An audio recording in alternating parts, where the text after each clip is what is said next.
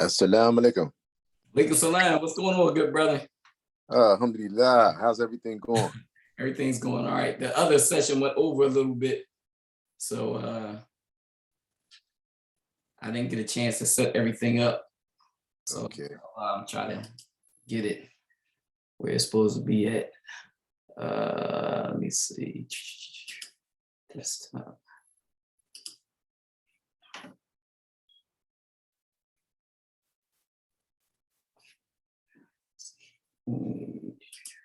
There we go.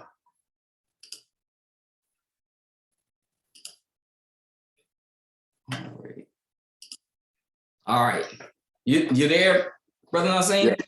Yeah, I'm here. You can see the screen? I can see the screen, yeah. Perfect. All right. Alhamdulillah. Let me see something. Let me try one more thing.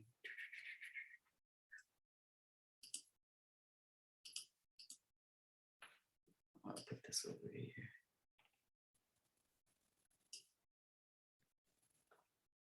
All right.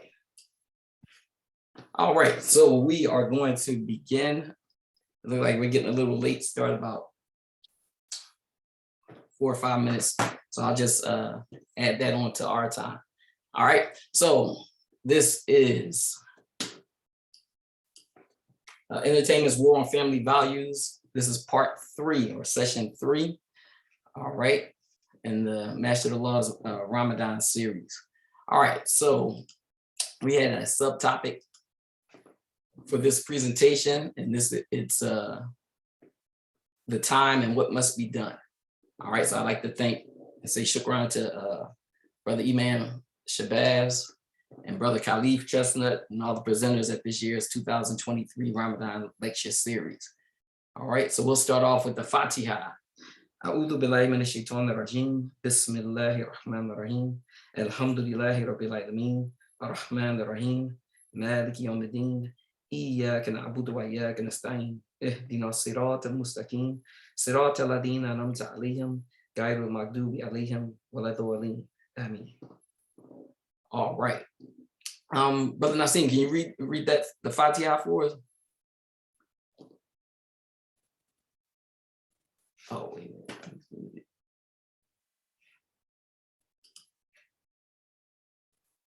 All right.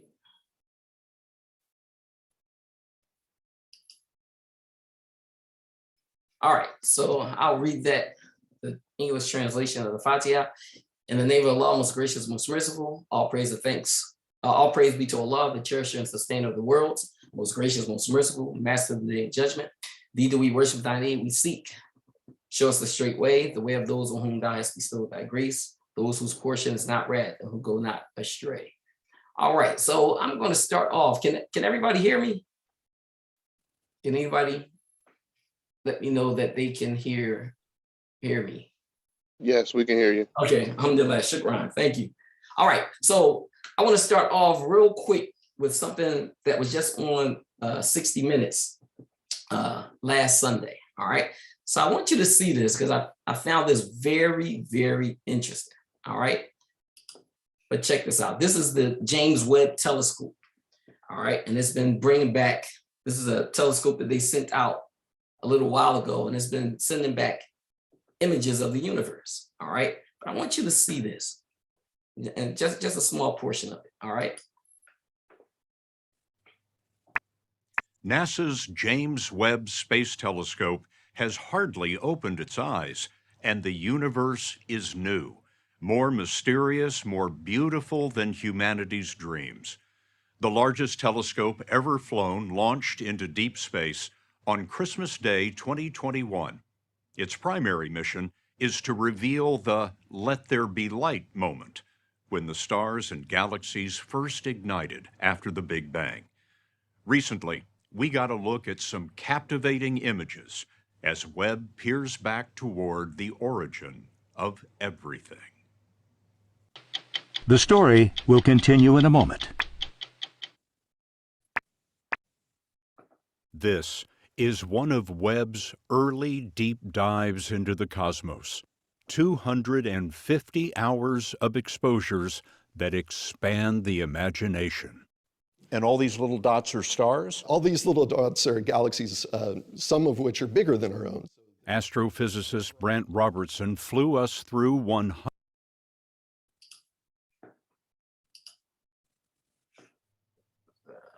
NASA's James Webb dives into the cosmos. 250 hours of exposures that expand the imagination. So when you look at that, these are not stars, these are not planets, these are galaxies. Galaxies. All right.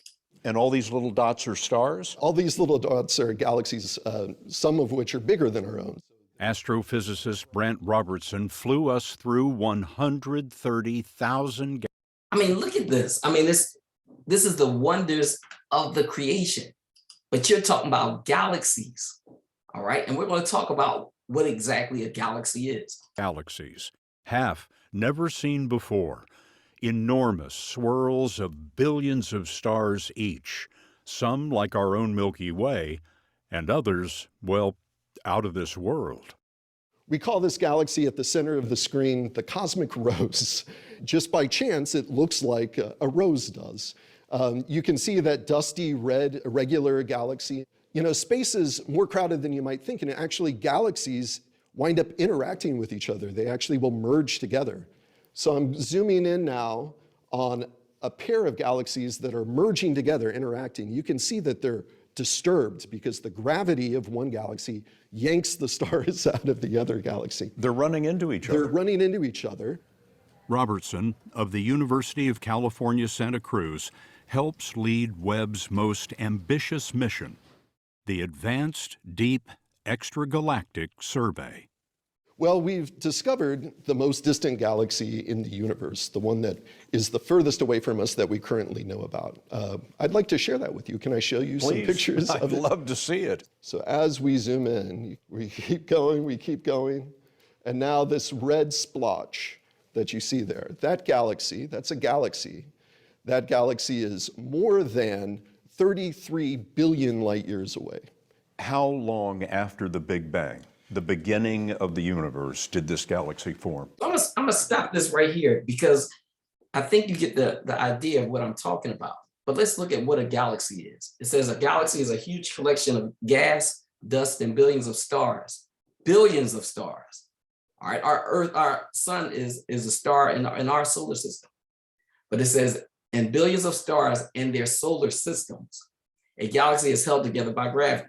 All right, and they said that this James Webb telescope was looking at over 130,000 galaxies. Okay, but this just shows you the wonders of this creation and just how small we are in this universe. Okay, anybody any thoughts on that? The law says in the Quran, Rabbil Alameen. Rabbil Alameen. That's plural. Lord of the worlds. Right. It's not just this world, but all the worlds. All the world. It is interesting that you said that because we're going to touch that because it goes even deeper. All right. It goes even deeper than that. All right. But here we go. Let's continue. All right. So in the Quran, chapter 55, Surah Al-Rahman, or the most gracious, verses 32 to 34, it says, then which of the favors of your Lord will ye deny? O ye assembly of jinns and men, if it be ye can pass beyond the zones of the heavens and the earth, pass ye. Not without authority shall ye be able to pass. Then which of the favors of your Lord will ye deny? So Allah has given us permission to look out into the universe and to see what's out there. All right. But it said you would only be able to do that if given a power. Back then, when this was revealed to the Prophet Muhammad, these people had no idea what was coming and how we would be able to go into space. Okay. So when people say that the Prophet Muhammad, he made this stuff up, or, there's no way, because the science that's there, it proves that it had to come from no other than Allah. All right. but it gave us permission so we can see this creation. Go ahead, good brother. I hear you trying to say something. So I'm like, it's almost like, Prophet Muhammad, peace be upon him, was already explaining quantum, all of this science back then. Allah blessed him with that insight, just not with the in an abstract way, without. And now today, over 1,400 something years now, we're getting some of the detail. Absolutely. Well, because it was coming from Allah. This wasn't the words of Muhammad. This was the words of Allah. Right. Allah was showing him and telling him, all of these wonders in creation. I don't know if you remember when I showed in the first session where the two waters meet, fresh water and the salt water. Mm-hmm. Okay, but they don't mix. So it's Prophet Muhammad wasn't seeing that. So it wasn't coming from nothing but Allah. All right. So let's move on. All right. Unless somebody else has another comment. All right. So we'll keep moving. So this is a verse from the Bible. It says, this is Hosea chapter 4, verse 6. My people are destroyed for lack of knowledge, because thou hast rejected knowledge. I will also reject thee, that thou shalt be no priest to me, seeing that thou hast forgotten the law of thy God, and I will also forget thy children. And when you look at the state of the world today, we can see this. All right. But now let's continue. All right. So the sub theme of this presentation is the time and what must be done. All right. So this is the third one that I put on here. It says, we must begin to study and analyze this system so that we can learn how we are being manipulated, influenced, and indoctrinated. All right. And I want to show you something. All right. This is a woman on her cell phone. Where is she holding that cell phone at?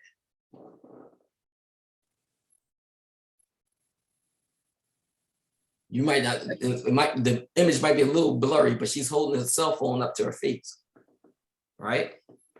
All right, and then most images that we get of people on their cell phones, you'll get this.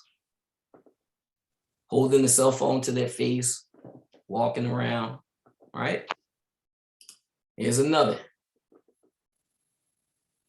And what's really interesting, all right, that's another picture.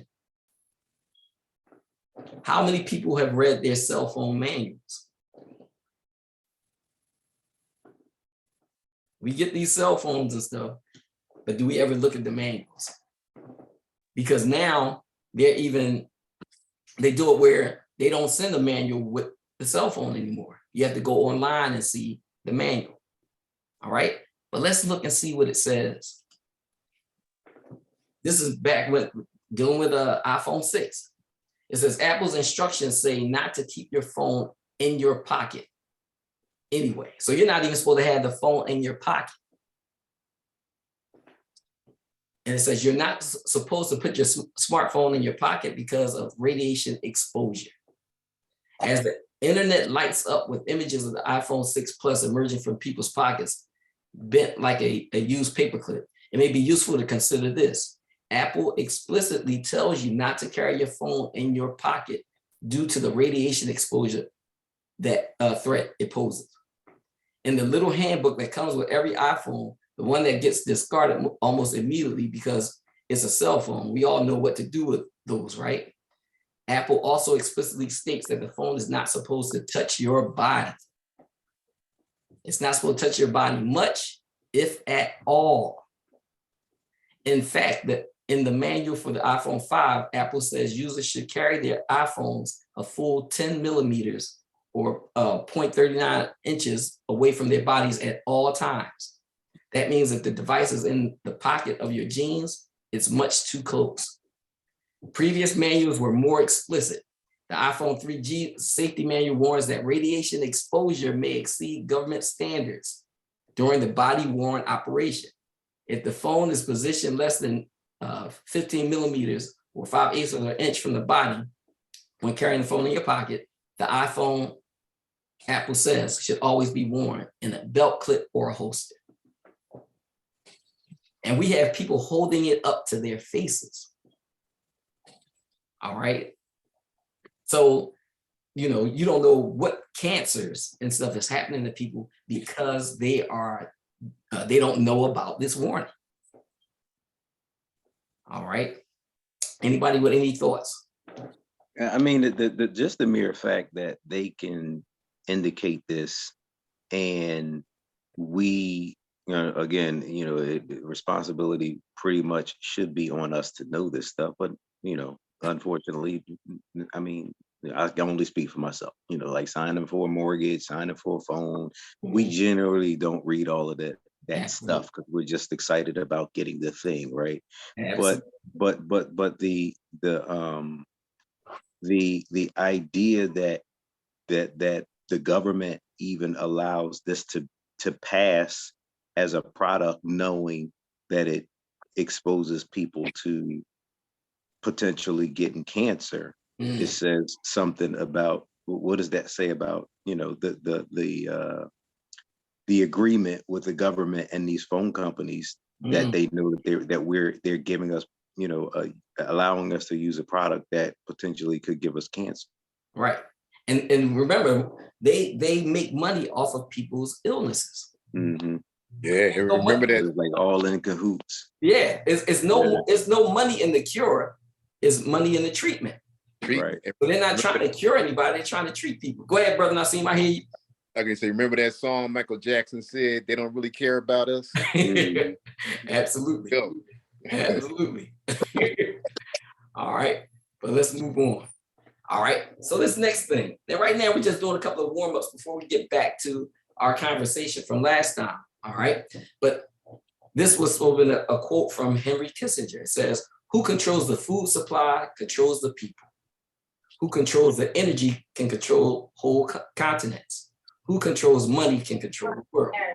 All right, but now I want to focus on what they're talking about in terms of food. All right. I was at the store at the market the other day. I was looking at the product and I wanted to check the ingredients. So when I looked at the ingredients, this is what I saw. You have all your ingredients here, but then down here it says what? Contains bioengineered food ingredients. The ingredients from corn, soy, and sugar in this product come from genetically modified crops. Okay. And it's almost everything that you buy. Here's a box of cereal. Look down at the bottom. Contains bioengineered food ingredients.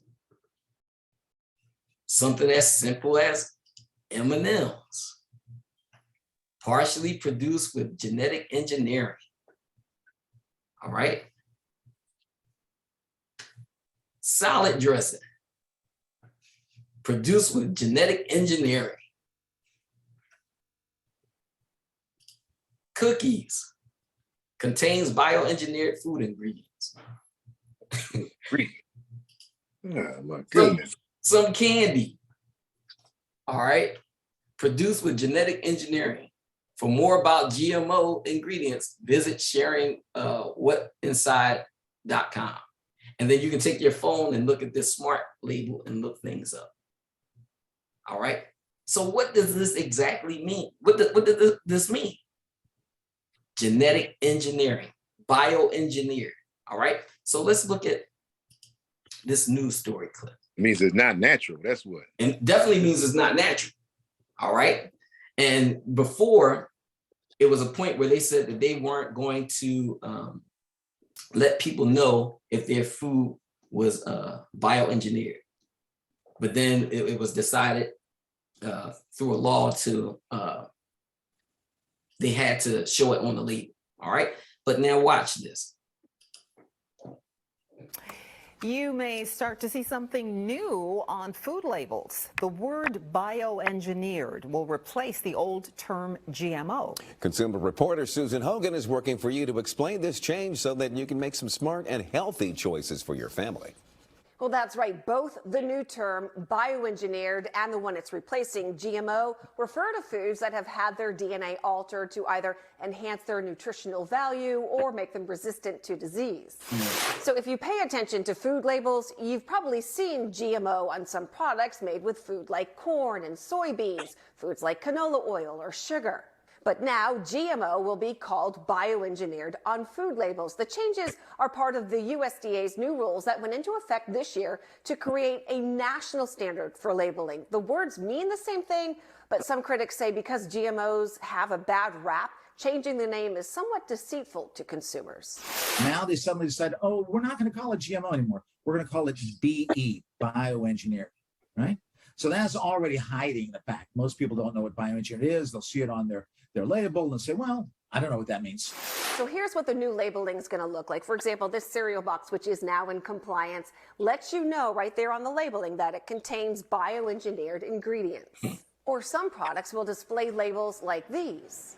And under the new labeling laws, food manufacturers also have the option to simply put a QR code like this one on its packaging. So now the burden is on you to scan it in order to see whether there are bioengineered ingredients in the product you want to buy. Some food safety groups claim this discriminates against a huge population of consumers. Approximately 1/3 of Americans, we're talking about 100 million people here, or over 100 million people, don't have the smartphones. It's primarily the elderly, people of low income, which is often people of color. They are actually locked out altogether. They won't get anything. They won't even get the BE or bioengineer or even the QR code because they can't access that. The Center for Food Safety filed a lawsuit against the USDA to block these new rules. The case is still ongoing. So when it comes to whether bioengineered foods are safe, well, it really depends on who you talk to. The FDA, USDA, and the EPA all ensure that they are safe for humans. And some food scientists believe they are incredibly helpful to the overall production of certain crops. If you think about drought-resistant crops, we take a crop that is drought-resistant, we identify those genes, and we put it into a crop that's not drought-resistant. And we're able to increase crop productivity and yields in doing so. And it's really a technology that's extremely safe. And to add to even more confusion, the one thing that's not changing, those foods that don't have bioengineered ingredients can continue using labels like this, the non-GMO label, on their packaging. I'm Susan. There's a lot there. There's so much there. But the thing is that their plan and what they're currently doing is starting to try to put vaccines in the foods. You're killing me, dude. You're killing me. I'm telling you. Well, they're killing me. Because like I feel like after watching that snippet, it didn't really, they made it seem like it's helpful, you know what I mean? And you walk away not thinking that it is a bad thing the way that they just, the way that she just described it. She said, helpful nutrients. She didn't say anything negative about it. Right. So based off of that video, I was like, oh, okay. I still don't really understand what that means, but absolutely. Go ahead, bro. Yeah, no, I'm just saying I still walk away not really knowing what bioengineered means from the negative perspective, because she said that there are opinions on both sides, but she didn't give the other side of the argument. And what is this? This news story is nothing but a television program. Right. Program. All right. So they're programming you what to think, what to believe. Even right. when they present both sides, it's what they call the Hegelian dialectic. Mm-hmm. They give you both sides. You might be far away from saying, hey, I'll eating GMOs. But after watching a news story that presents both sides, it tries to bring you to a middle ground. Mm-hmm. Okay. So let's check, because now you're still wondering, hey, what's this, bioengineered? All right. So let's go a little further. All right. Now, this will explain it a little more. All right.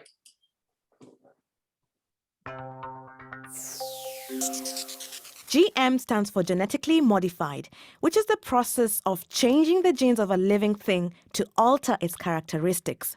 For example, plants can be genetically modified to help them grow in. Let's hear that one more time.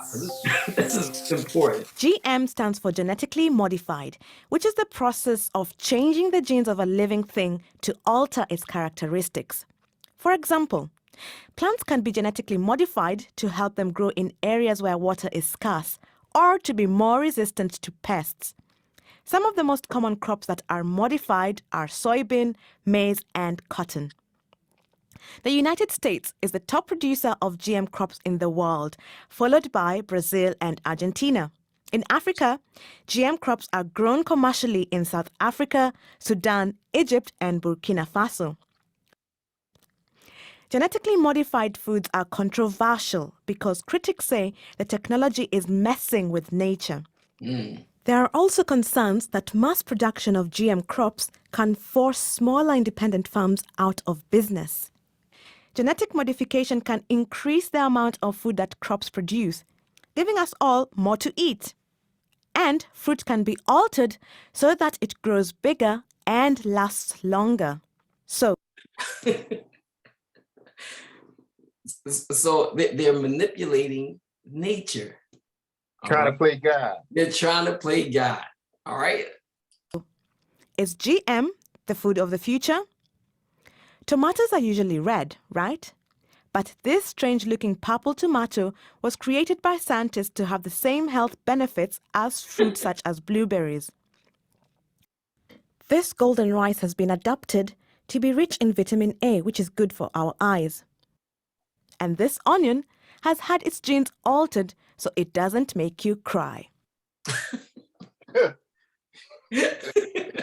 gonna stop, man. Brother, well, remember years ago when I showed you the video with the salmon, all right? They had a salmon, regular size salmon, they showed you in comparison to the one that they created. What they did was they took something from the DNA of a eel and they mixed it with the salmon, and you had this real big, giant salmon. I mean, huge, all right, in comparison to the normal size, all right? So they are tampering with Allah's creation. They're tampering with God's creation. All right. Very interesting. Very interesting. And this is one of the reasons why they're buying up, these billionaires are buying up all the farmland so that they can produce what they want for us to eat. Okay. And just like he said in that quote, he who controls the food supply controls the people. All right. But now let's move on. Let's go to this, because I guess y'all really get the gist. But another thing that they talked about, I know they said something where they were saying that they could take and manipulate the seed of a tomato and make it so that it's resistant to cold by mixing fish DNA in it. Okay. Now the problem with that is, what if somebody has a fish allergy and they're eating this tomato that's been manipulated with fish? You know, they've got to indicate that. But if they're forced to, right, they have to be. But that's what they're doing now. That's why it says bioengineered on your food. Mm-hmm. They're telling you so they can't get any trouble. All right, that's their way of telling you. That's their way of covering their backs. That's kind of deep, because if you're in the fruit and vegetable section of the supermarket, does it really say that on you know, where it says onions? Does it say it's bioengineered, or you just grab an onion and put it in a bag? And now it's now with the fresh produce, you probably have to scan the QR code. Right. Nobody's going to. Right. And that's what they know. That's what they know. And they have all of these people, like I said, that's saying, oh yeah, well, you know, I'm not taking that vaccine. But what if they're putting it in the food supply? So right. yeah, when you said that they make certain foods resistant to some of the, I guess, um, animals, I mean, or Insects, insects or right? whatever, well, then that means they're putting something that the insects reject, which is Absolutely. typically when we spray our houses to get rid of roaches, right? So I Right. mean, they're putting something in there that now is in turn coming inside of us. Absolutely. And I'm glad you brought that up, because that's the thing. They were putting the pesticides inside the seed of the plant. Mm. So then that way, because remember, our parents used to tell us, oh, wash your fruits and vegetables. Wash your fruits. Now it's inside. Now it's inside. There Right. you go. So you talk about people getting sick and ill, and it's a lot of it is because of the stuff that we are consuming physically. Right. Dioxin. You're right. It's used in Vietnam to kill the vegetation. One Absolutely. of those companies decided to, use that. Absolutely. All right. So there's a lot of immoral stuff going on, but you can expect it because it's coming from an immoral people. Mm-hmm. You can expect it because it's coming from people who do not believe in Allah. And any person that does not believe in Allah is capable of any and everything. Right, because they don't have a moral or ethical Absolutely. They have nothing to govern themselves. Mm-hmm. Okay. But let's move on, because now I've shown this verse at many a presentation. All right. And because this is a powerful verse. All right. This is Quran chapter 4, Surah An-Nisa, or the women. And this is verses 118 to 120. It says, Allah did curse him, but he said, I will take of thy servants a portion marked off. This is Shaitan talking. I will take of thy servants a portion marked off. He continues, I will mislead them and I will create in them false desires.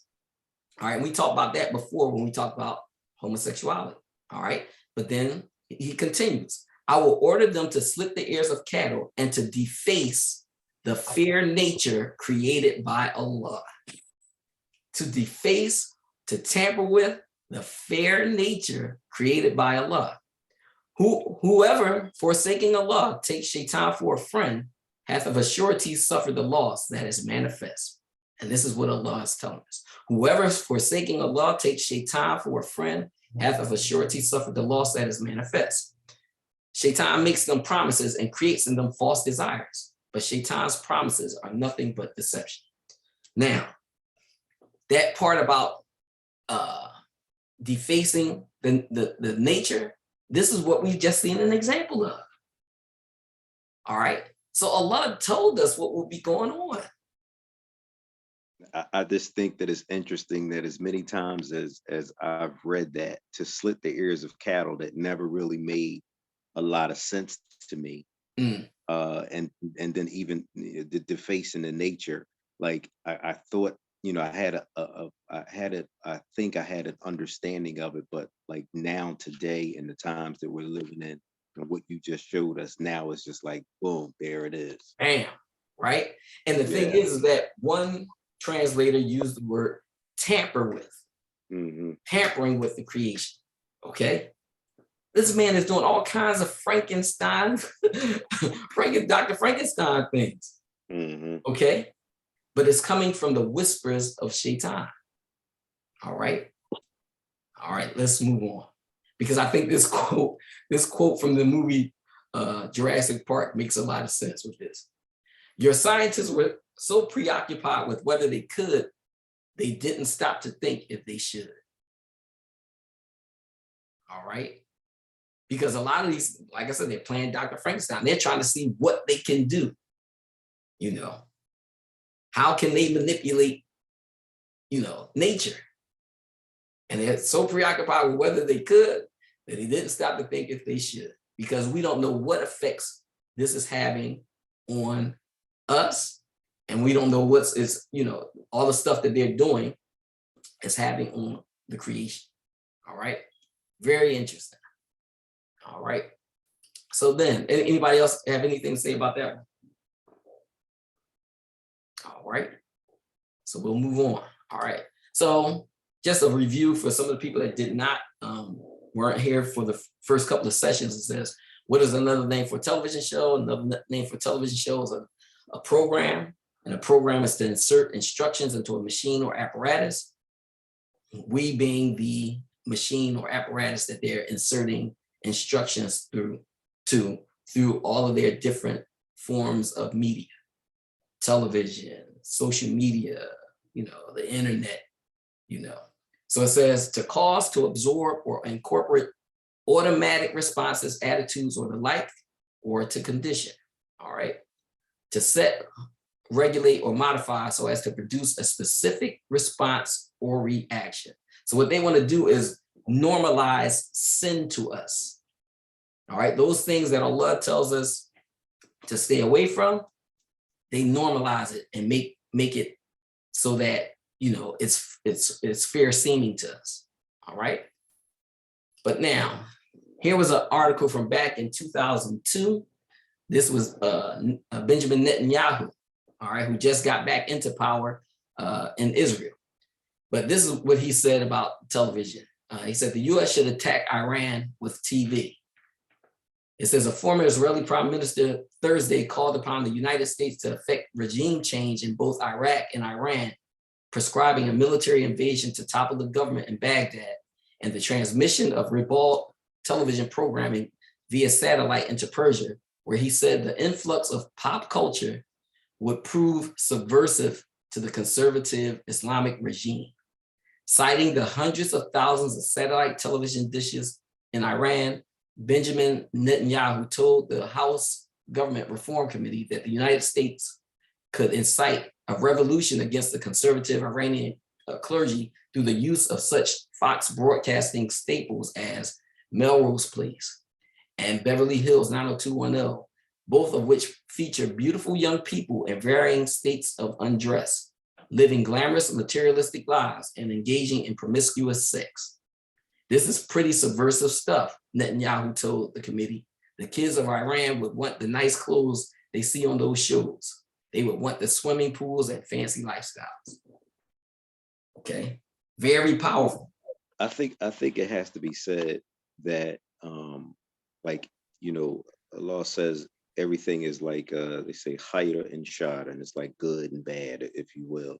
Mm-hmm. And the fact that we have somebody like you that does the research, and is able to present to us what is being done, right? Because you could easily have somebody that could push back. Well, I mean, you're saying that the TV, well, we're watching you, maybe not on TV, right? But you are showing us what is being done so that we are able to, decipher or discern, the things that are being done. Absolutely. You know what I mean? Like you're using the same apparatus or mechanisms or technology, for the good, for the benefit of for us. You know what I mean? Right. Alhamdulillah, I appreciate that. But yes, this is exactly like even when you think about what it says in the 10 Commandments that thou shalt not covet. All right. But right here, when he's talking about the kids of Iran would want the nice clothes and see what's clothes they see on those shows. So coveting, this is what they do in a lot of their programs, especially like the shows that talk about the big homes and all of that stuff. It's about getting people to covet, to want what other people have. Okay. But now let's continue, because he used this word subversive. But let's really look at this word subversive and what it means. Tending or intending to subvert or overthrow, destroy or undermine an established or existing system, especially a legally constituted government or a set of beliefs. Okay, so they use, he's saying this television can be used to overthrow or destroy or undermine people's belief systems, which it is, and it has. All right, a little over 50 years ago, homosexuality was seen as an abomination. It's nice. It's enough. But now it's normalized. Okay. It's actually like a military strategy. Oh yeah, because that's what they're doing. They are. This is what they're doing. They are definitely. This is definitely a strategy. This is definitely a plan.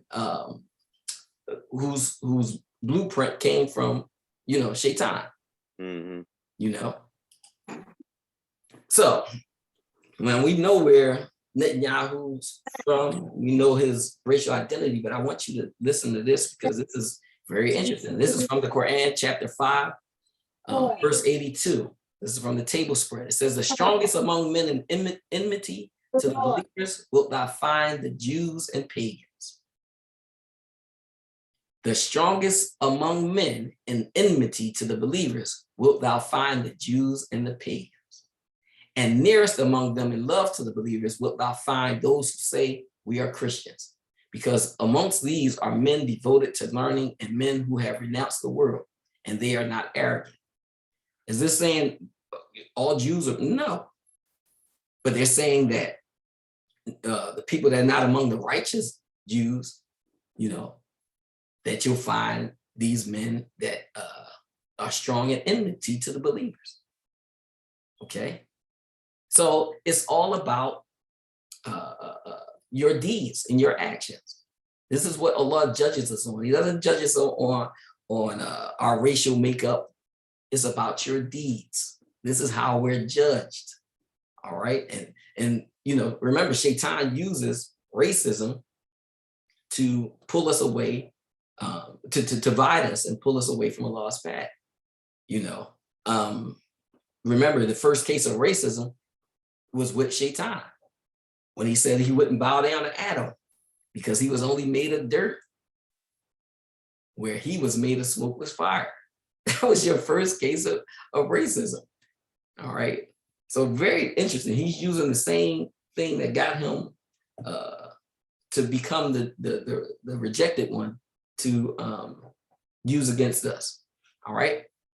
But let's look at exactly what enmity is. Enmity is the state or feeling of being actively opposed or hostile to someone or something at odds. These people have enmity towards Allah.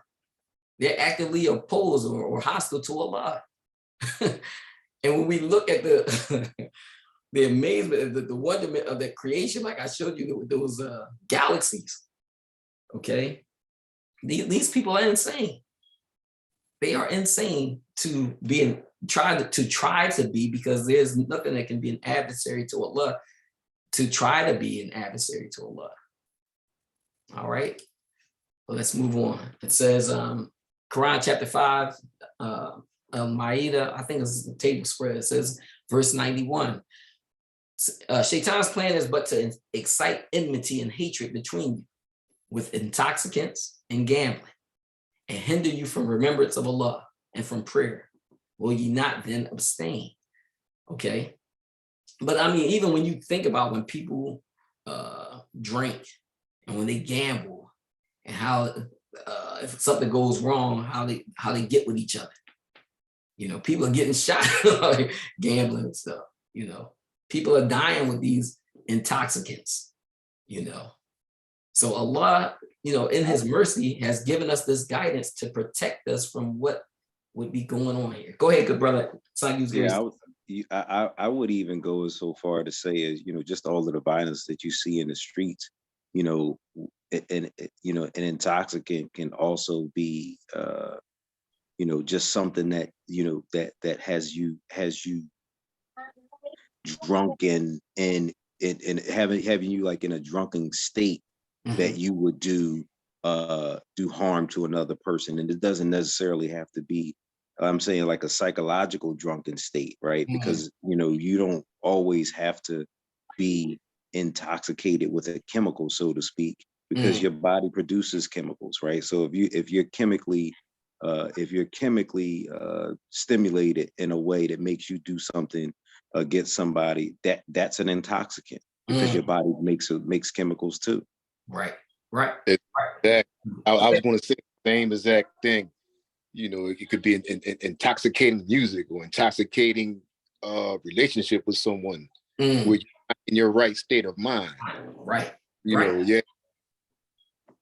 Well, y'all just made two great points. And the thing is that even when you think about it, what is the name of the liquor store? What do they call the liquor store? Wine and spirits. Wine and spirits. Because you're not of yourself. Right. All right. And think about it.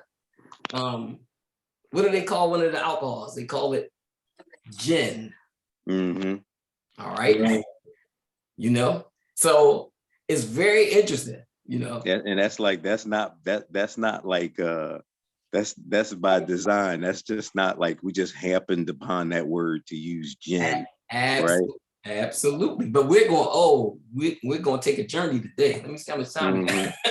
All right. So yeah, so it's very, very, very, very interesting. All right. But let's move on, because now I want to show you this guy. Who's that guy? Anybody know who that is? Ted Bundy. Ted Bundy. Hit it right on the nose. This is Ted Bundy. All right. And let's look at Ted Bundy. All right. Let's look at his little bio. It says Ted Bundy, or Theodore Robert Bundy, was an American serial killer who kidnapped and raped, murdered numerous young women and girls during the 1970s and possibly earlier. After more than a decade of denials, he confessed to 30 murders he committed in 7 states between 1974 and 1978. All right. And I don't know if you remember the movie came out, he was getting a lot of it. It was a lot of attention coming back on him. Right. They did the movie, a guy named Zac Efron, they put on Netflix and all that stuff. All right. And then they had women saying, oh, he was cute and all that. I mean, all kinds of stuff. Right. But now I want you to hear this, because out of all of the stuff that they focused on, you know, they didn't focus on this. Ted Bundy, before he was executed, he decided to give an interview. All right. And he wanted to warn society about what had happened to him. All right. And this is, it's called Ted Bundy Effects of Porn on Him. All right. But I want you to hear this. We're going to listen to watch a little bit of this interview, about 6 minutes of this interview, and then we're going to break it down. We're going to look at the things that were being said in the interview. All right. Because I think it's very, very important. This is a very powerful interview. And like I said, it's going under the rug. All right. But check it out.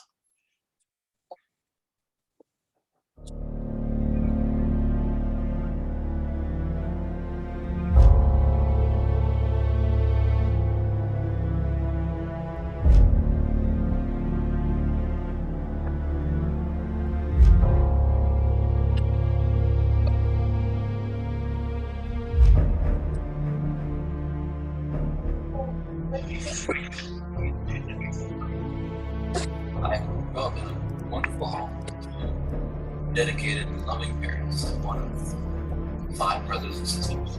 He grew up in a wonderful home with 2 parents, a 2-parent household. All right.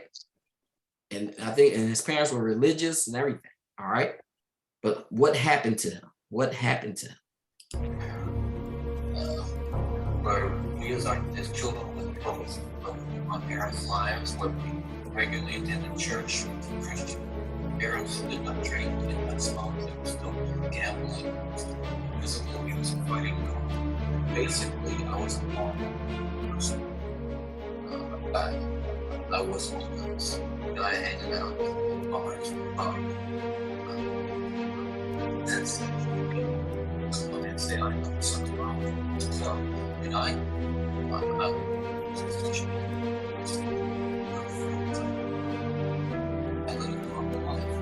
except for this small but very important, very disruptive segment. I get very close to myself. Oh man, I'm sorry, y'all. I attended church, Christian. Of my parents' lives, when we regularly attended church, Christian. parents did not train me in that small things, don't gambling, physical abuse, fighting. Basically, I was a normal person. I wasn't a guy hanging out in bars. That's say I know something wrong with me. So, I mean, I was such a I lived a normal life, except for this small but very potent, very disruptive segment. I get very scared, very close to myself, didn't let anybody know about it. And part of the shock and horror of my dear friends and family years ago as this president was they just there was no clue. They looked at me and they looked at me, and it's very cool. And it happened in stages, gradually. It doesn't necessarily, not to me at least, happen overnight. My experience with, let's say, pornography in general, but with pornography that deals with violence. So he was talking about pornography, okay? Sexuality. Is that one should become addicted to it, and I look at this as a kind of addiction. Like other kinds of addiction, I would keep looking for more potent, more explicit, graphic signs of material. Like an addiction, you keep craving something which is harder, something which gives you a greater sense of it's like they reach the point where pornography goes so far, reach that jumping off point where you begin to wonder if maybe actually will give you that which is beyond just reading. I'm no social scientist and I haven't done a survey. I mean, I don't pretend that I'm just things. But I've lived with this for a long time. And I've got a lot of men who are motivated to commit violence just like me. And without exception, every one of them is deeply involved. So he just said that when he was in prison, he met people that were like him and in there for crimes like him. And he said that the one thing that they had in common was addiction to pornography. Okay.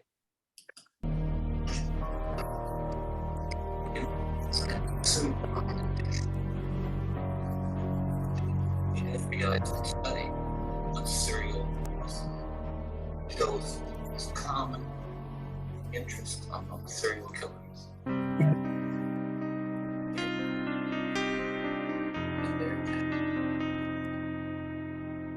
People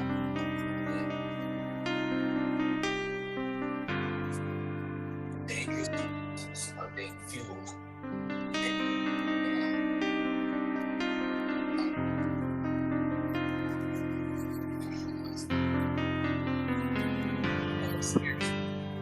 And it's coming to the present now because when I'm talking about it happened 30 years ago, and it's my fault. And what scares me most me talking about this, when I see what's on cable TV, some of the movies, some of the movies that come into homes today, stuff that they wouldn't show in an X-rated movie. This stuff.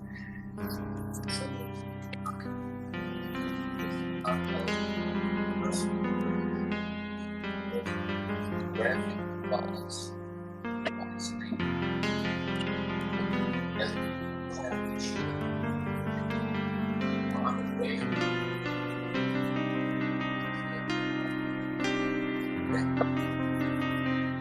That's why that kind of meaning. Sitting out there.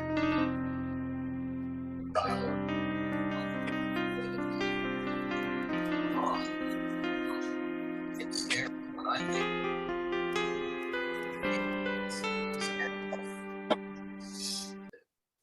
he's talking about the stuff that he observed back, like in the 80s, 90s. But it's kind of hard. I can't really hear what he's saying. Like, I don't know if it's the audio or something.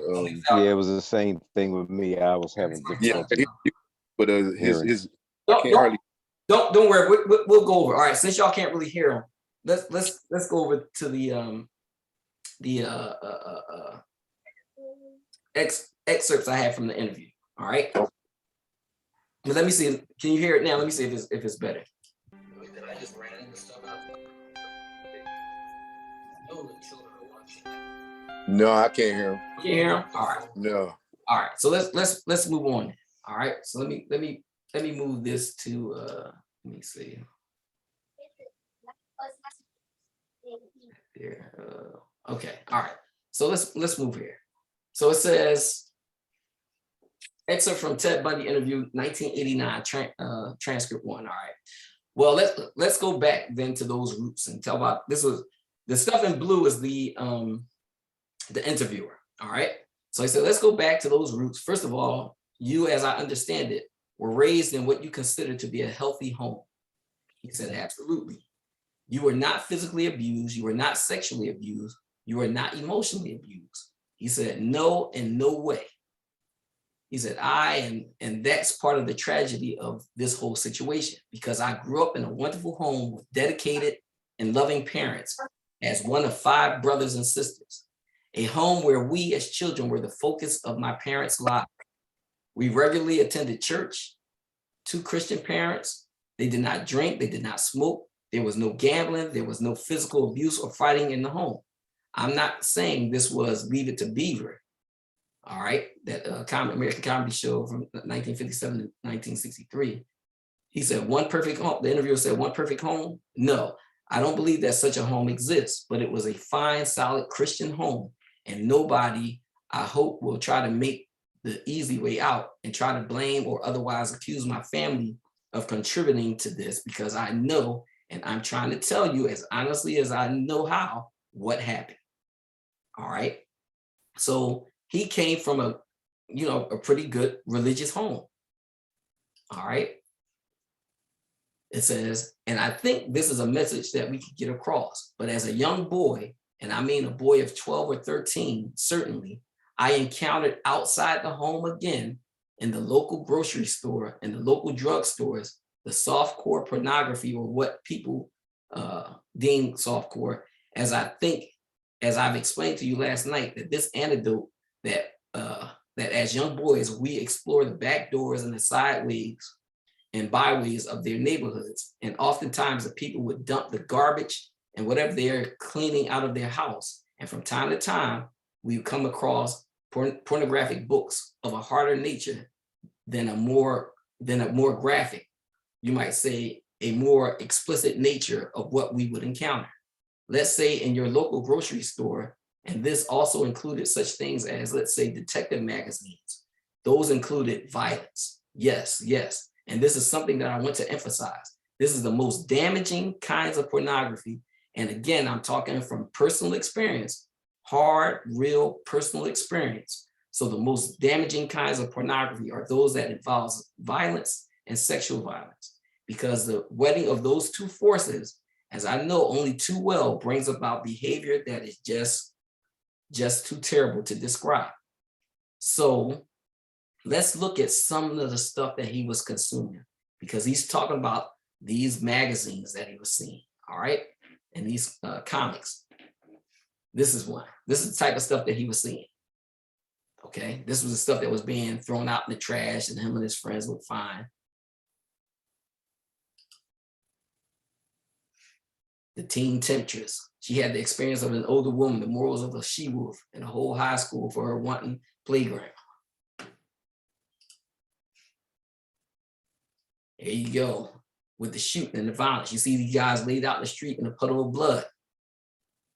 Okay, guy getting shot, bullets coming through his back. Then here's more sexual stuff, crimes by women. Then you had this, crime of violence, death stalked the shadows in the Scandal Village. All right, this is back when these books was like 10 cents. All right.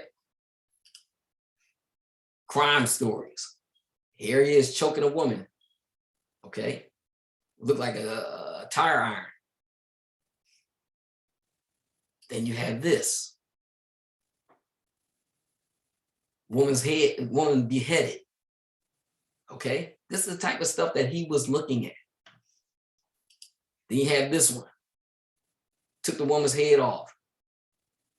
Trying to put the body in the sewer.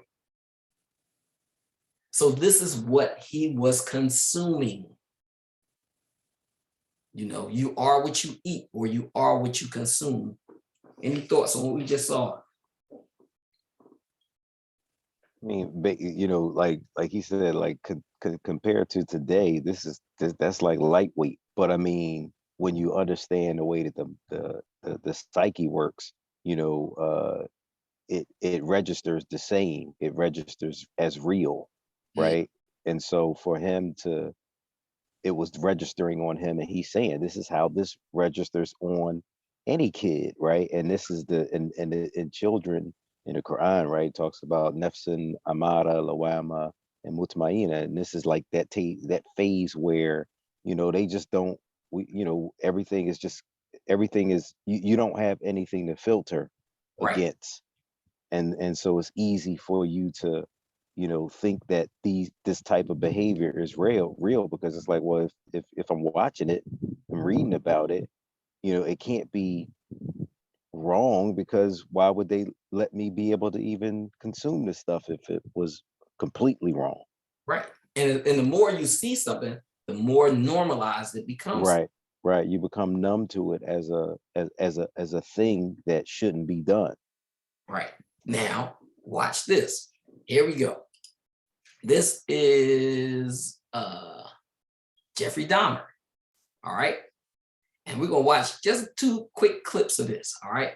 So I'm going to run this. We're going to see about 2 minutes, 22 seconds, and then we'll see about 50 seconds. All right. Because I want you to see this. This is very important.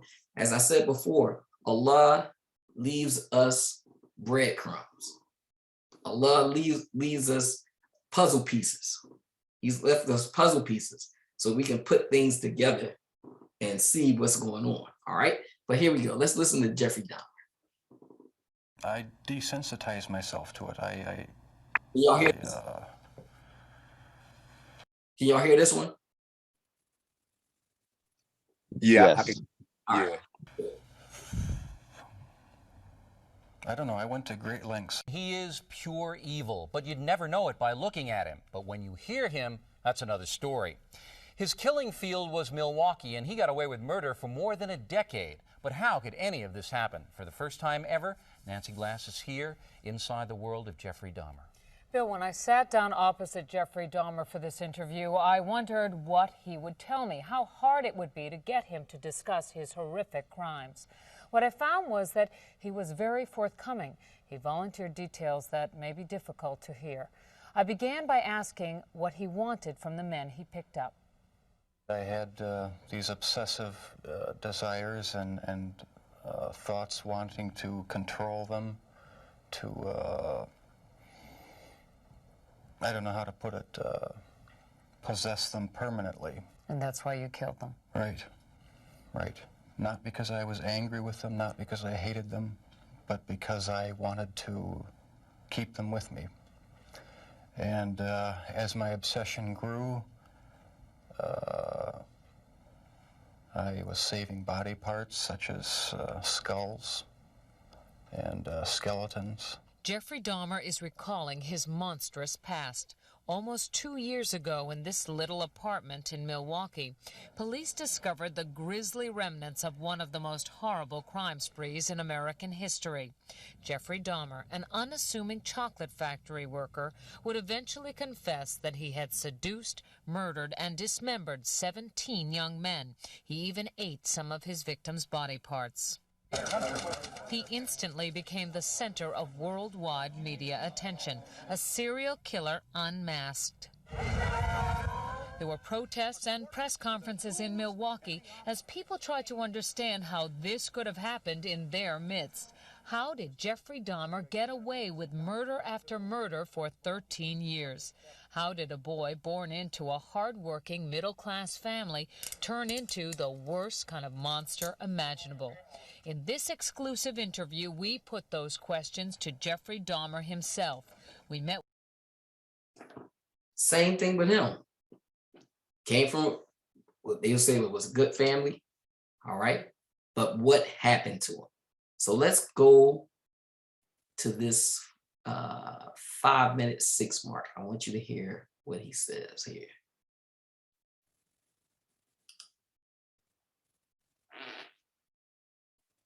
When I moved to Milwaukee in '81, I started reading pornography, going to the bookstores. Eventually that led to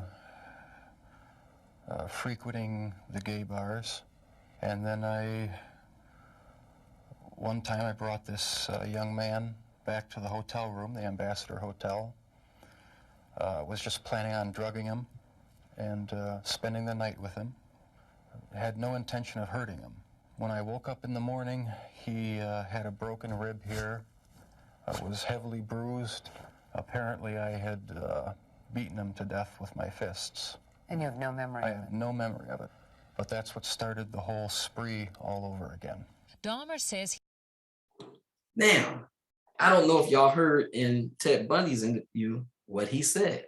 He said when he was in prison, he was meeting people that had committed crimes just like him. And the one thing that they had in common was what? Did anybody hear it? Pornography. Pornography. Here's this man just telling you it was pornography. All right. Very interesting because it proved what Ted Bundy was saying. All right. But they came out with movies about Jeffrey Dahmer, but it seemed as if they were almost glorifying him. Mm-hmm. At my school, all the kids were talking about, oh yeah, Jeffrey Dahmer this, Jeffrey Dahmer that. And they were watching this movie. Yeah, I couldn't even watch it. I tried just to, to get the background, and I just couldn't. Yeah. But now imagine you said you couldn't even watch that, but the kids were watching it. Mm-hmm. The kids were watching it. But now it seemed as if they were glorifying it. Now look, this was Halloween. You had kids dressing up like Jeffrey Dahmer. All right. You had this little girl dressed as Jeffrey Dahmer. All right.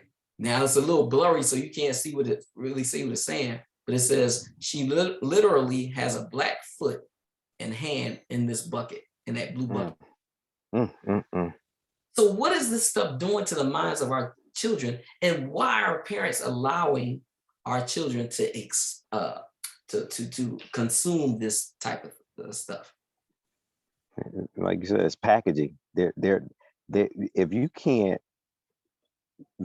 can't really understand what this man was doing to other human beings, because we're so infiltrated with movies and violence all the time, you can't, when somebody really does it, it's hard to really fathom it as a thing. So it's just like, watching a movie. So this little girl's parents probably just thought that it was cool to do, not really understanding the impact of what this man was doing to real human beings. And it's funny, but just to think about,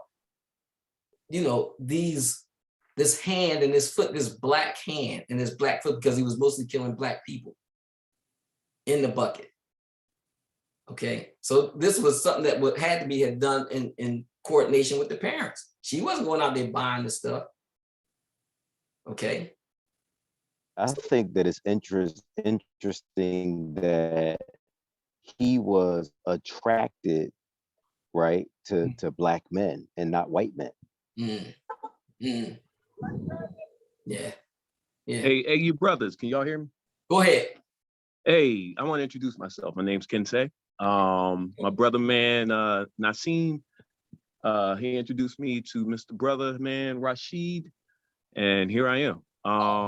I've been enjoying your discussions, and I've listened to a lot of your recordings. And this topic here, the little bit that I know, they wanted to find a way to destroy the the culture, the God, nationalism, and the family. Mm. And when you destroy those pillars of civilization, you control every aspect of every person, because they don't have the, you know, the reverence for God, the reverence for the father, the mother, respect for mother, brother, sister, grandparents, and Right. nation.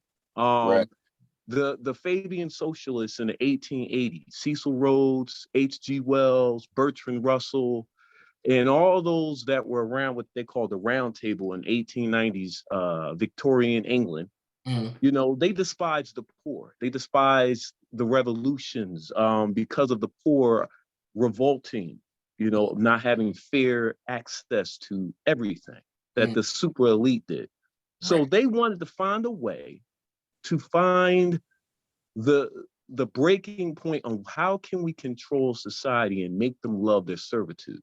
So they experimented in the 1890s and the early 1900s, boarding schools, where they termed and created a term called free love, where they had no rules, no moral codes, no norms, no religious, you know, tenets, where there were no boundaries. Right. They encouraged same-sex as well as what they call indecent sexual relations with adults and children. And Well, they tested these kids. They deliberately wanted them warped and mom-bind and hypersexualized children, because when you do that, you actually destroy the innocence of being a child and learning and maturing and physically and mentally and spiritually growing and maturing, understanding, okay, I'm not ready. I have to learn how to become a teenager, or learn how to become a young adult, learn what the proper courtship is between a man and a woman, the rules. Well, the thing is, good brother, they want to defile the children because they fear something coming from the children to disrupt their system. So that's what they're doing.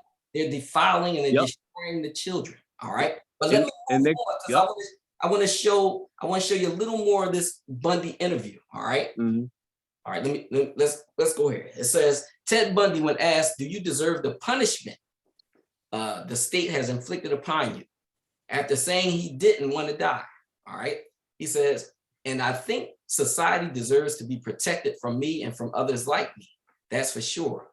I think what I hope will come from our discussion is I think society deserves to be protected from itself. Because as we have been talking, there are forces at loose in this country, particularly, again, this kind of violent pornography, where on the one hand, well-meaning, decent people will condemn the behavior of a Ted Bundy while they're walking past a magazine rack full of the very kinds of things that send young kids down the road to be Ted Bundys." That's the irony, because there is no way in the world that killing me is going to restore those beautiful children to their parents and correct the pain. But I'll tell you, there are lots of other kids playing in streets around this country today who are going to be dead tomorrow and the next day and the next day and the next month, because other young people are reading the kinds of things and seeing the kinds of things that are available in the media today. And remember, this was back in 1989. All right. Wow. So, right. So and you notice we got young killers. These young killers now, man. Whether they fighting over turf, or because this person got Air Jordans, or I don't like the way he looked at me. So they don't have that check, like, wow, if I kill this person, I'm going to jail. I'm going to shame my family. They don't even have those type of checks in them anymore. And it's very interesting what you said. It's very interesting what you said, because it goes back to that thing of coveting, wanting something that somebody else has had in the extremes that a person will go to get it. Absolutely. And even to take it a step further, in the Quran, again, where Allah says, "Have you seen him who takes his own desires for his Lord?" Like with the corruption of the children, if they grow up just to their own emotional whims their whole life, it's like how they say in Quran, where the people say, "Do you want us to give up what we found our fathers following?" Like, we're not going to give that up because that's all we know. Right. And our desires are all we know. So it's really deep, how far the thing goes.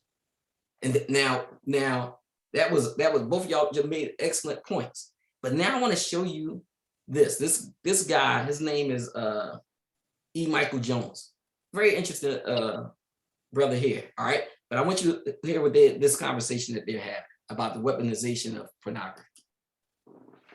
Free love is the first and most obvious bribe that can be offered to a slave. Free love. Free love. Dude, that's what it, Yeah. All right. So here we go. Watch. St. Augustine said a man has as many masters as he has vices.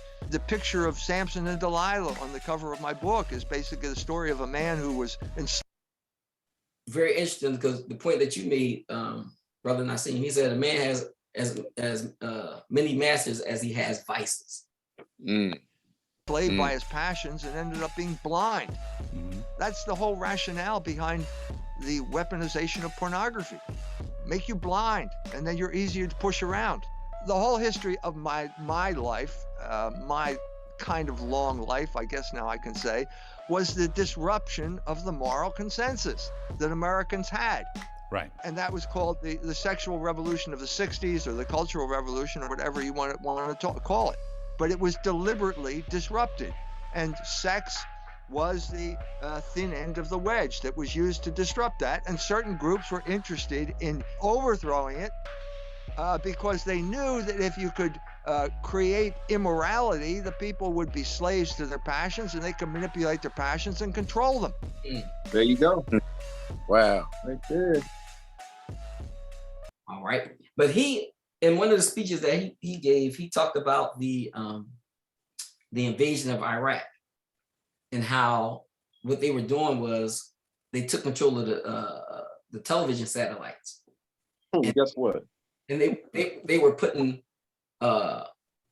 pornography on the television show, and they on the TVs, and they were making them stay in the house. They had snipers on the roof, and people would come out so that they can watch. They forced them to watch. So they were forcing them to watch.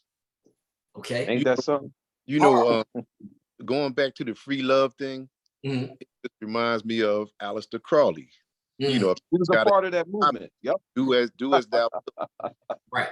It's crazy, man. The way, this stuff hasn't gone anywhere all these years. The behavior. Right. Yeah. But remember, there was an organization too, called NAMBLA, the North American Men Loves Boys Association. And they would march with the gay pride parade. Okay. But now let's continue, because I want to try to get some more of this in. All right. So they keep talking about vices. Well, what exactly is a vice? Vice is an immoral or evil habit or practice, immoral conduct, depraved or degrading behavior, an immoral, wicked, or evil habit, action, or trait, habitual or frequent indulgence in pernicious, immoral, or degrading practices. So, all right, so let's look at some of the vices of today. We have drugs, or the intoxicants, computers, internet, alcohol, video games, social media, what I call modern day paganism, because some of these people worship celebrities. Just like they used to have idols back in the day that were made of stone and wood. Now they have living, breathing idols. People will see Beyonce or Michael Jackson and pass out. Right. Because there's so much adulation for these people, but where's that adulation for their creator? Right. I think when you say the word idols, right? The word idol, IDLE, and IDOL are very similar, right? And you say the idle mind is the devil's workshop. Well, the workshop is in creating the idols for the idle mind. Right. Right. And the thing too is, think about some of the shows that we had. American Idol. Right. So they're making something for a person to give all this admiration to. All right. All this praise. Where Allah tells us in the Quran, Alhamdulillah, all praise is due to Allah. Nobody. And a lot of people get caught up with even idolizing the prophet. Okay, you can't idolize anything. The only thing, the thing that's worthy of all praise is Allah. You know, and that's where Christians went wrong, where they started worshiping Jesus. Okay, so the thing is that Allah is Ahad. Allah is one. He has no partners.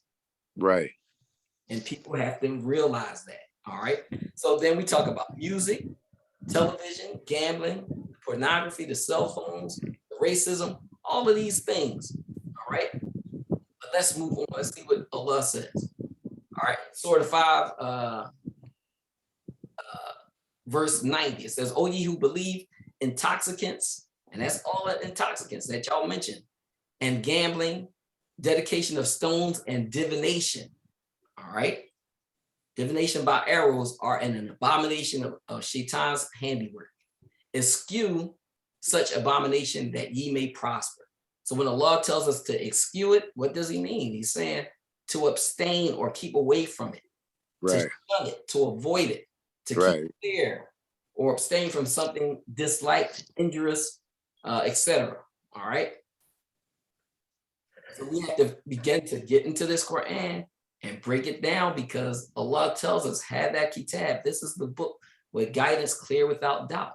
All that revelation from Adam to Muhammad is Islam. It's a way of peace. It is man who has broken up and divided Allah's message. All right. But here we go. Shaitan's plan is but to excite enmity, hatred between you with intoxicants and gambling, and hinder you from the remembrance of Allah and from prayer. Will ye not then abstain? Well, and going back to the games of chance and things like this, look at all these DraftKings commercials and, you know, the way it's being pushed now, online gambling, you know, and get all these celebrities to endorse it and make commercials and just push it out onto the society, when, again, you can't make halal with something Allah has made haram. Absolutely. But again, they're trying to make it so that it's normal and that is lawful to do, and it's not. And that's what they're doing. They're programming to normalize sin. Right. Normalize sin. It's funny because there was a company called Ashley Madison, and I showed this at one presentations last year, and they were a company that would help you commit adultery. And they had a little jingle, and they'd be like, they say, what is that? I'm looking for someone other than my wife. I'm like, you got to be kidding me. But this is the type of stuff that they're doing. Horrible. Somebody was going to say something. Yeah, I was going to say, you know how you opened up with the bioengineered GMO? From a biological to a electronic, because we're electronic and biological beings too. Electricity radiates through us as well. And those smart meters in your home, in the basement or on the outside of your house, the cell phone towers, you know, they amp that stuff up, and it actually creates aggressive tendencies in primates. They've been studying this stuff since the 50s and 60s in the military. And it's by design. When they amp it up, certain times of the week, the weekend, Friday nights, because most people, you know, they put devices in them, whether it's alcohol, drugs, or whatever, and they get more violent and aggressive. And you notice the spikes in crime always operate certain times of the week. And they're electronically testing us. They now that they got the whole digital infrastructure with everything's connected from your TV, your fridge, your stove to the cell phone in your car. And now the smart meter, that is the box in our house individually, because they know everything we watch and do and listen to, and they're listening to this conversation as we speak.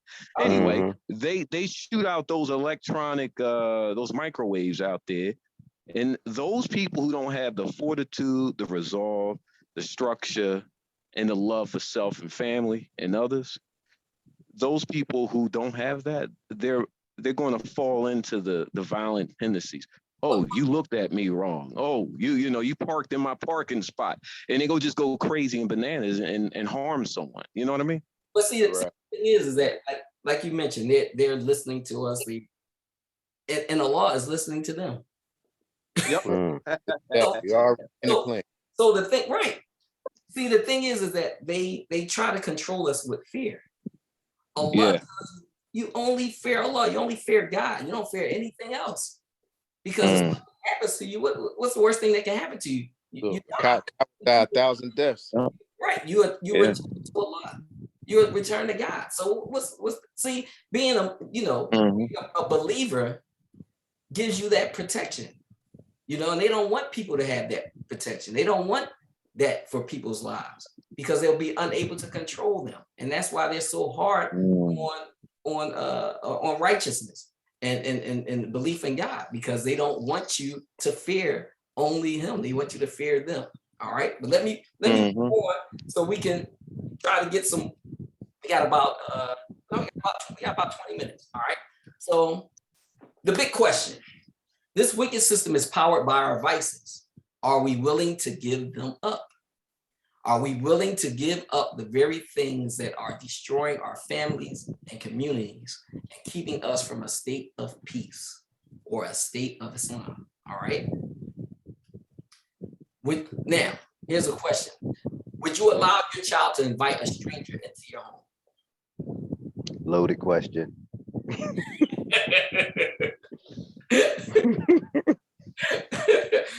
Tell me what you think. Would you allow? Well, I mean, you know, like you said, like the brother said, we got the boxes, right? You know what I mean? We got the box that we're using. The phone is a box. Is this in the shape of a rectangle or a square? The house, the TV is in the shape of a rectangle or a square. So I mean, the box, that's the stranger that's in the home. Go ahead. So there you go. You know what I mean? So we have allowed the stranger in our home. I think that it goes back to what I said earlier. You can have a stranger in your home because we let strangers teach our children in the school, right? But it's what we allow them to teach and what we're allowing the box to teach, right? As long as that thing that they're getting is beneficial to them and to their soul and to what we know to be from our faith walk, beneficial to them, then that's what we want to allow them to be able to engage with.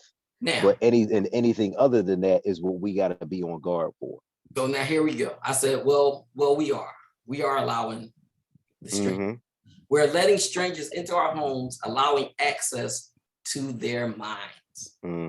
We have no idea who we are allowing to interact and influence our most precious resource, the thoughts and the minds of our children. All right. But now,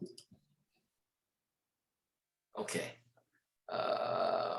We are allowing strangers into our homes that are indoctrinating both our children and us with beliefs that are truly anti-Allah or anti-God and that are in opposition to His guidance.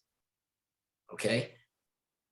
But now, Ted Bundy, he's gone, and he talked about the stuff that he was consuming, and we were like, "Dang, well, that was 1989." The stuff we have here is much worse.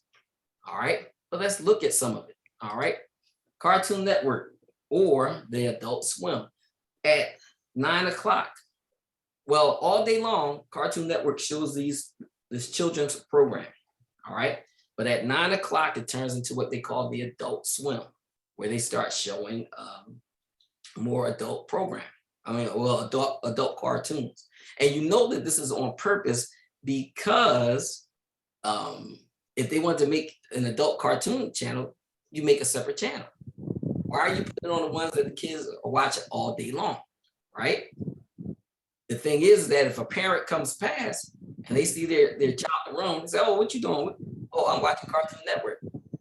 Okay, they keep moving, right? Let's look at some of the programming that's on Cartoon Network.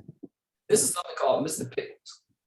All right, and I was going to show the video, but you know it's Ramadan. I'll just show you some stills. All right, look at this. This is some. Here he is grabbing a stripper.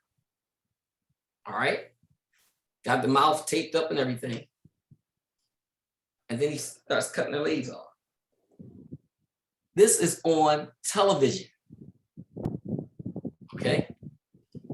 He takes just the fact that the dog has blonde hair. Oh well, he decapitated. I mean, he scalped her. Oh, okay. Wow. He cut her from her scalp and pulled it off and put her scalp on his. Just the mind of the individual who created that, and then, you know, superimpose it on the population. Problem. Well, the thing is, so now they show him, you know, putting her legs on, right? And he goes back into the club, and he's wow. All right, but now I want you to look over to the right. You'll see it says Mr. Pickles, and then it has 666, good boy, and then it has what they call a Baphomet sign. Okay, so these people are Satanists. Okay, they are Satanists.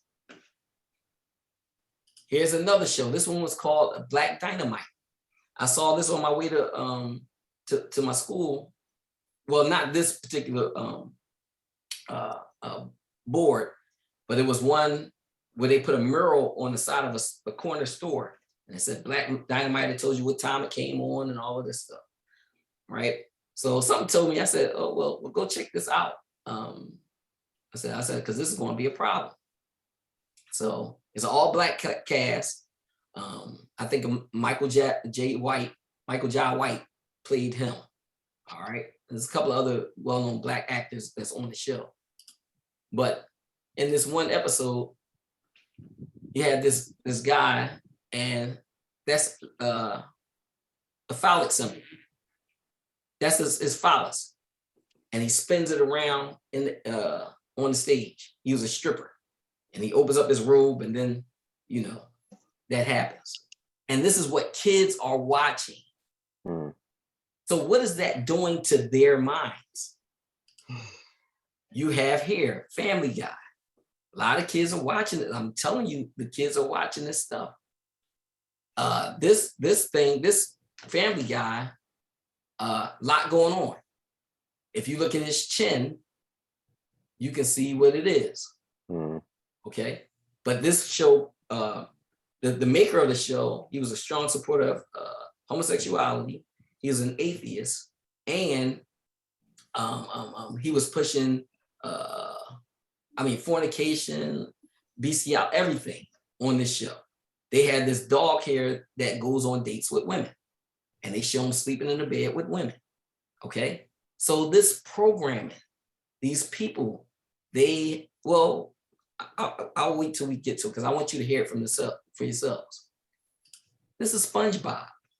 Okay, parents allow their kids to watch this. One mother, she said that was from the SpongeBob movie. She took her children to the movie to see SpongeBob.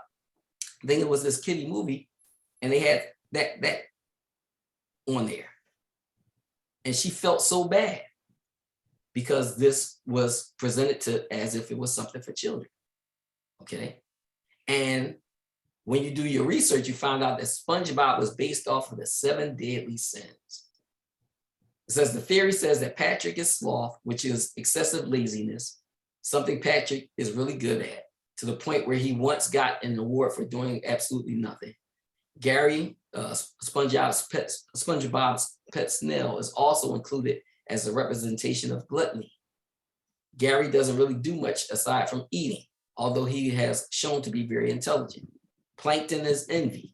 which is clear as his life revolves around stealing the Krusty Krab's secret formula. On the other hand, Mr. Krabs is the incarnation of greed, which is marked by an excessive love for money and material things. Mr. Krab lives for money and will do anything to get it, even if that means putting himself and others at risk. This is the type of programming that they're putting on.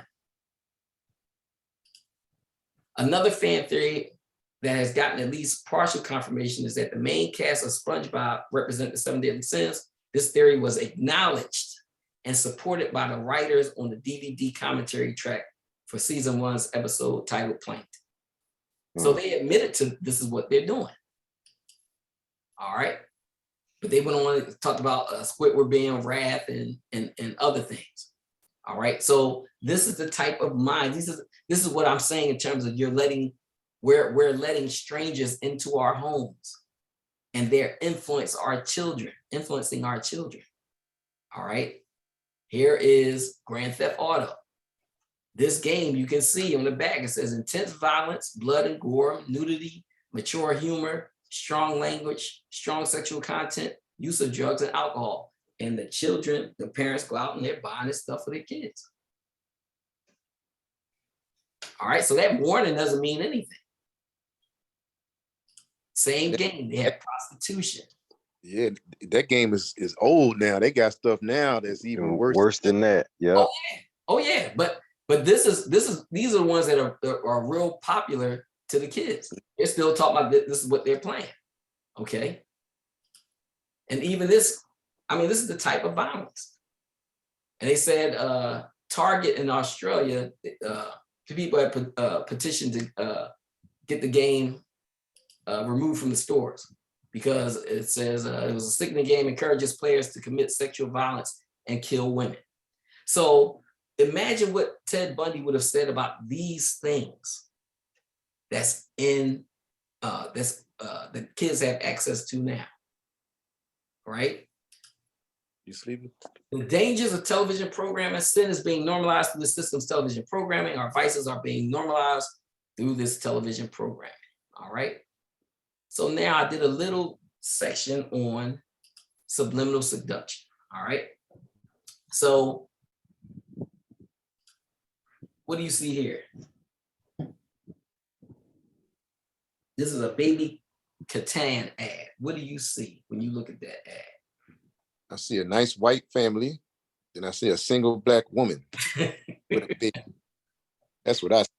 Absolutely. Absolutely. So they couldn't find a black man or a man to take a picture with the woman? No, because this is what they tell us is our reality. Yeah. Right? Sad. Mm-hmm. Here's another one. Look at this one, what you see. Pretty much the same thing. Well, aside from the two, I had to blow it up to see this other section over here.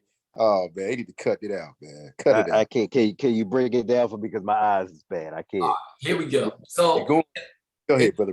Go ahead, brother Nassim. You got it. I'm looking up here in the top right.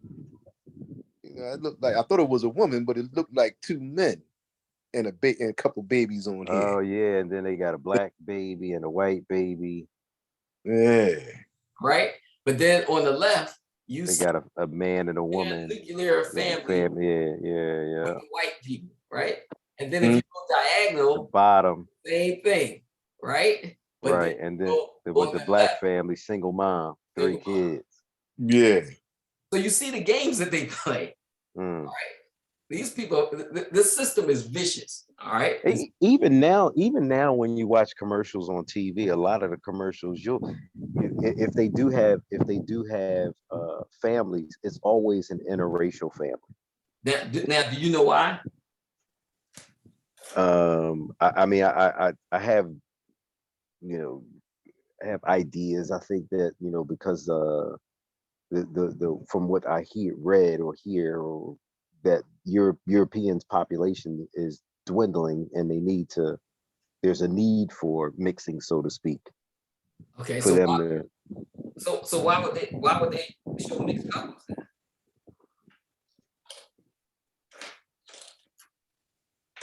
To break up families of the same type of couples. Was, you know, the same ethnicity, same culture, same whatever.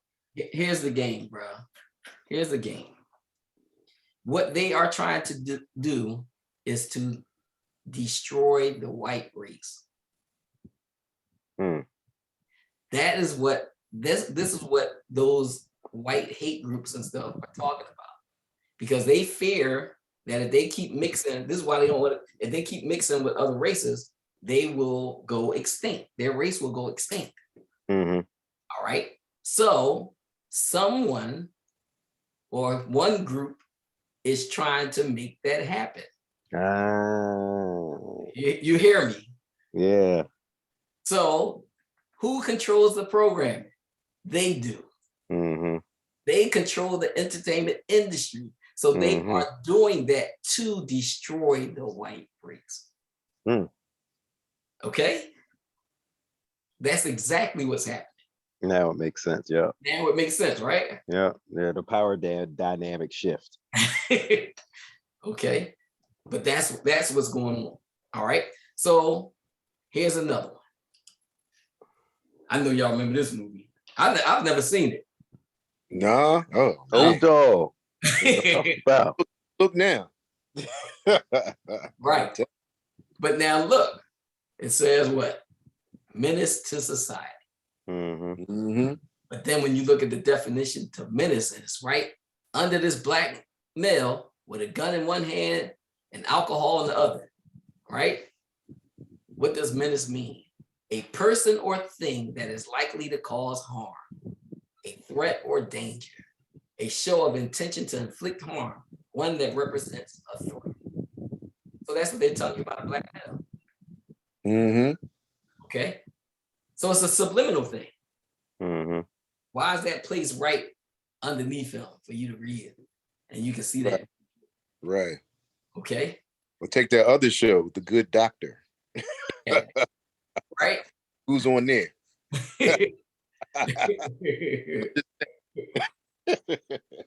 But now, let's look at this one. All right.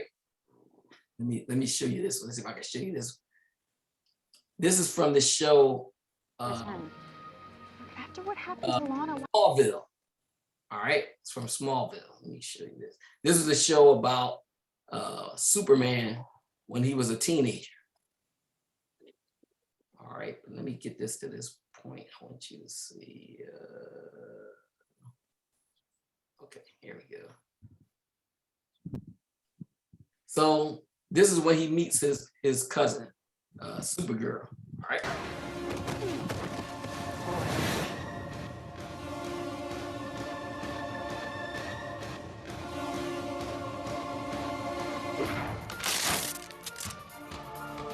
That's what happens when you touch my stuff.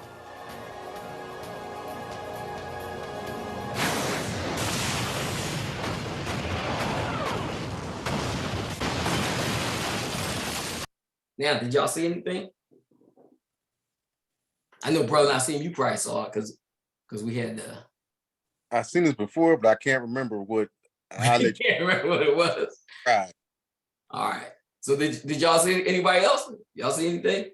I mean, I just saw when they came together, there was like a nebular explosion. Okay. All right. So I am going to see if I can change this playback speed. Let me go. I'm gonna go to 125. Let's see. Let me move back. All right. So here we go. I want you to watch carefully.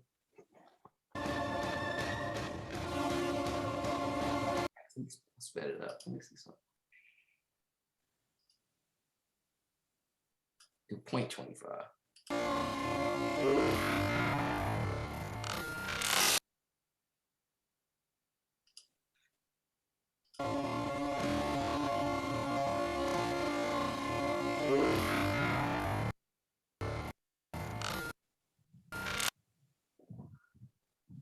Oh, wow.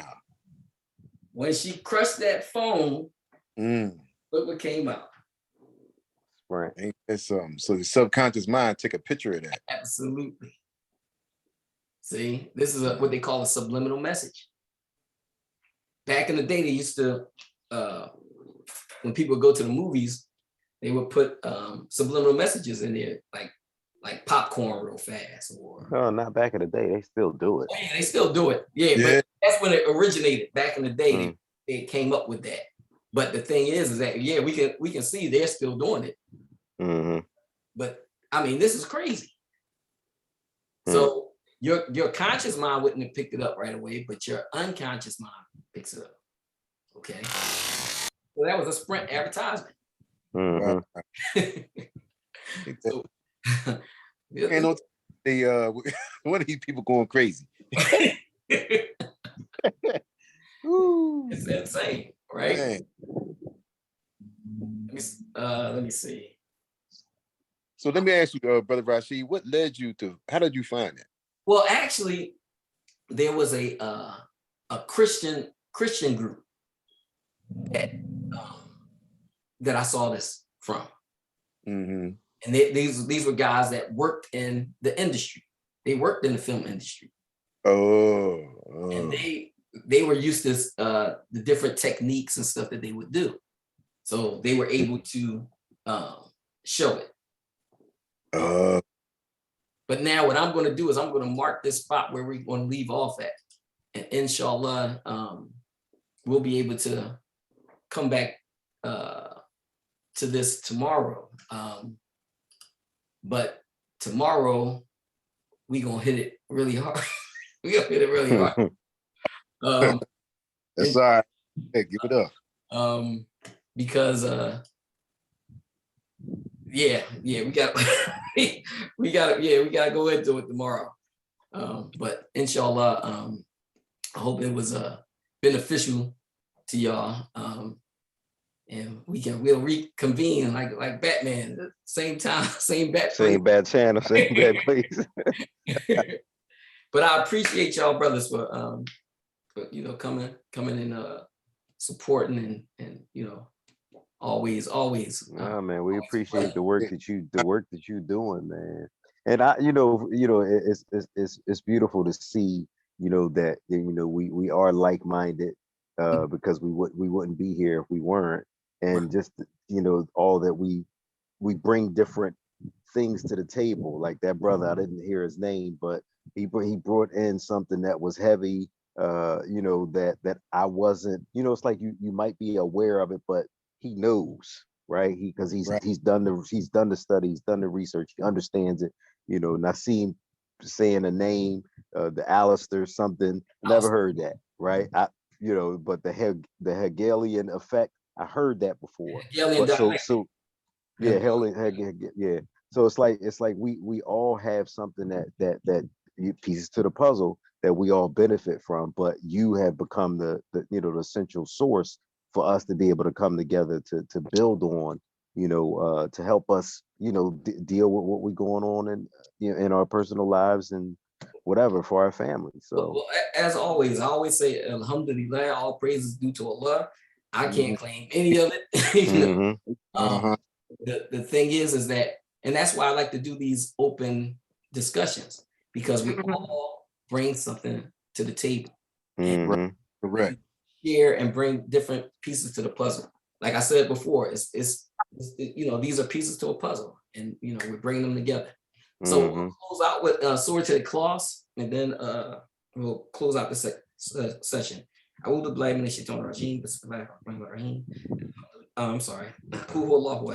Allahu Samad, lam yalid wa lam yulad wa lam yakul lahu kufuwan ahad. Say he is Allah, the one, the only, the eternal, the absolute. Neither does he beget, nor is he begotten, and there is none like unto him. Ameen. All right, good brothers. So inshallah, I'll see y'all tomorrow. Yes, sir. Inshallah. Yeah. All right. We're gonna get heavy tomorrow, y'all. Okay. I can't wait. Okay, let it rip. All right. All right. Assalamu alaikum. All right. Well,